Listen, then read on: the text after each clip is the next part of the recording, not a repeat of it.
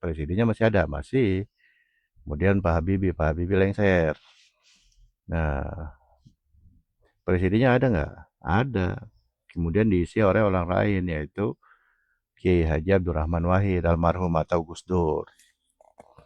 Nah, dan seterusnya dan seterusnya. Ya seperti itu kiasnya kurang lebih, guys. Ya, ya makanya Rasulullah ini yang menetapkan bahasa hadisnya begitu redaksinya sampai hari kiamat. Karena Nabi Muhammadnya wafat, ya. Tapi ini mengatakan sampai hari kiamat Rasulullah yang menetapkan. Nah, ini luar biasa kan? Gitu. Saya juga tahu ini dari guru saya, guys. Itu. Ya, kalau bukan, ya begitulah guys, ya enggak. Uh, logis ya guys, sesuai dengan teks hadis ini. Rasulullah menetapkan para khalifah itu kan penggantinya sampai hari kiamat ditetapkan tuh. Sebagai apa? Wasilah hasilnya guys. Itu. Sekali lagi nih guys, ini menarik soalnya.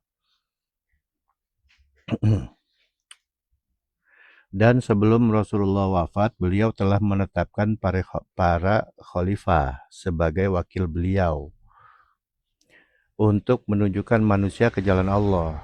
Siapa menunjukkan ke jalan Allah?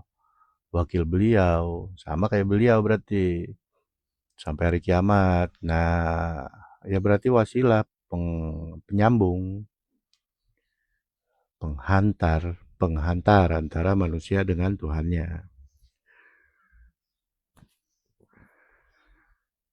Begitulah seterusnya sampai hari kiamat. Saya ulang lagi sekali lagi guys.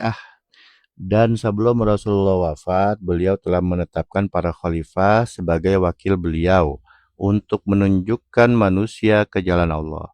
Begitulah seterusnya sampai hari kiamat. Saya lanjutkan. Oleh karena itu, seorang salik mutlak membutuhkan seorang mursyid. Ya, manusia membutuhkan mursyid tuh, guys. Gitu. Tanaman aja tadi yang gampang diurus butuh pengurus. Ya, apalagi manusia yang agak susah beresnya, guys. Lebih butuh lagi pengurus ya. Gitu gampangnya. Menurut Imam Al-Ghazali, pada umumnya manusia tidak bisa melihat penyakit-penyakit jiwa mereka sendiri, kecuali orang-orang yang telah terbuka hijabnya dan telah tercerahkan lewat bimbingan mursyid. Sebenarnya ini terbalik nih. Manusia tidak bisa melihat penyakit-penyakit jiwa mereka sendiri, kecuali orang yang telah dibimbing mursyid, kemudian terbuka hijabnya. Gitu paling pas tuh. Jadi terbuka hijab tentang aib-aib diri itu setelah lewat bimbingan mursyid. Mursyid ini nama pengganti dari Rasulullah, guys. Kisi-kisinya adalah pangkat ini yang nggak mati, gitu. Ya cahaya matahari masa padam, mataharinya masih ada kan gitu. Allah itu ya nggak ada awal nggak ada akhir gitu. Masa unsur dia wafat gitu guys. Sekali lagi ya guys.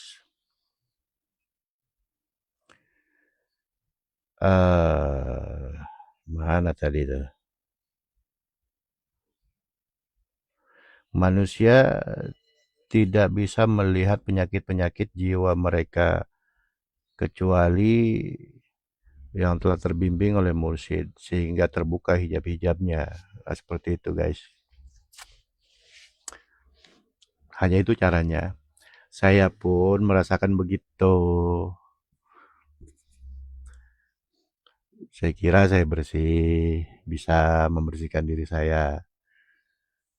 Ternyata banyak penyakit dari saya tuh guys. Kelihatan ya kiasnya saya kayak dikasih senter sama mursyid ini guys. Wah, sehingga saya bisa melihat diri saya, wah ternyata banyak, kalau nggak disenterin nggak kelihatan tuh guys. Sama kayak kita nyari cacing buat mancing malam-malam, wajib bawa senter tuh guys. Begitu juga kita mau ngelihat penyakit-penyakit hati kita guys, harus pakai senter. Senter ini kiasakan ilmu dari mursyid ya guys, ilmu dari Rasulullah guys. Ya kalau sekarang ilmu pengganti dari Rasulullah. Sebenarnya nggak ada penggantinya, dia abadi ya, jadi nggak disebut pengganti. Ya disebut pengganti ya agar memudahkan kita aja untuk memahami, karena dia akan menempati uh, seseorang gitu. Baik ya guys, saya lanjutkan. Seseorang hanya dapat melihat kotoran saudara. Oh, seseorang hanya dapat melihat kotoran saudaranya, tapi dia tidak bisa melihat kotorannya sendiri. Ya biasalah guys. Ya, apa bahasanya? Kalau kata pepatah ya, semut di seberang lautan kelihatan, gajah segede alehim gambreng depan biji mata kelihatan. Ya, eh, ya itu kita banget lah guys ya. Mm-mm. Apalagi nih terusannya.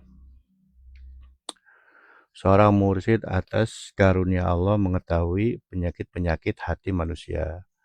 Oleh karenanya, kata Imam Al-Ghazali, apabila manusia ingin mengetahui penyakit-penyakit jiwanya, hendaklah dia duduk di hadapan mursyid.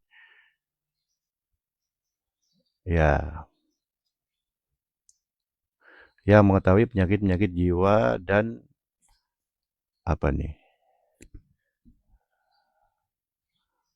Uh, dan menyingkap aib-aib yang tersembunyi. Oh ya, Imam Ghazali pun sesuai pengalaman beliau sendiri, beliau menuangkan kata-kata ini ya sesuai pengalaman beliau sendiri. Ya seperti itu. Berarti sama ya guys. Dia harus mengendalikan hawa nafsunya dan mengikuti petunjuk mursyidnya itu dalam melakukan mujahadah. Nah ini udah proses penyembuhan ya dari penyakit-penyakit hati ya. Inilah sikap seorang murid terhadap mursyidnya atau sikap seorang pelajar terhadap gurunya. Dengan demikian, mursyid atau gurunya akan dapat mengenalkannya tentang penyakit-penyakit yang ada di dalam jiwanya dan cara mengobatinya. Nah, itu kisi-kisinya guys. Ya, ini semua cuma teori ya guys. Selebihnya praktek guys. Ini kisi-kisi petunjuk sama kayak misalkan ada tulisan di pagar, awas anjing galak. Nah, kita baca tuh, awas ada anjing galak. Kita baca lagi, awas ada anjing galak. Kita baca lagi, awas ada anjing galak. Tapi kita masuk pagarnya guys. Ya dibakot pisan sama anjingnya guys. Jadi maksudnya lu baca, lu pahamin. Jangan lu masuk pagar. Atau kalau lu masuk pagar, lu pencet belnya dulu biar yang punya rumah keluar. Biar anjingnya nggak gigit kita guys. Kan gitu maksudnya. Cuman kalau mau ditulis di situ panjang-panjang, iya, kepanjangan guys. Jadi cukup ditulis di pagar awas ada anjing galak. Ya selebihnya lu paham dah maksudnya bagaimana begitu. Mm-mm. Ya seperti itu ya guys. Ya, selebihnya ini hanya tulisan penulis ya. Ya sedikit aja saya kutip ya. Zaman sekarang orang menyibukkan diri dengan mempelajari ilmu-ilmu yang tidak berhubungan dengan dirinya sendiri dan melupakan tentang ilmu mengenal diri. Tasawuf adalah ilmu untuk menyucikan hati dan ilmu untuk mengenal diri agar bisa mengenal Tuhan. Tasawuf bukan sekedar ilmu yang dibaca atau dihafal lalu dipraktekkan. Menurut selera masing-masing, tasawuf pada intinya adalah ilmu kerohanian yang membutuhkan seorang master yang ahli untuk membimbing manusia kepada Tuhan. Dialah mursyid yang bukan hanya mengatakan bahwa Allah itu esa dengan segala sifat-sifatnya, tapi juga bisa mengantarkan muridnya langsung bertemu dengan Allah, sebagaimana pengalaman Imam Al-Ghazali diantarkan ke hadirat Allah oleh guru mursyidnya. Ya, saya rasa cukup ya guys. Sampai di sini. Nah, di video sebelumnya mikrofonnya mati di menit ke-23 lebih. Makanya ini video lanjutannya. Baik,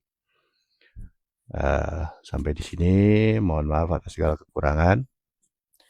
Salam bahagia. Jangan lupa untuk bisa bahagia di kondisi kita apapun, karena aslinya kita adalah makhluk bahagia.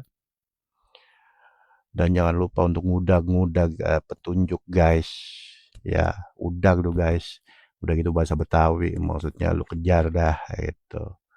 Nah, jangan ngerasa udah dapat petunjuk guys. Iya. Nah, ini saya lagi ngomongin diri saya guys. Ya baik ya. Mohon maaf sekali lagi.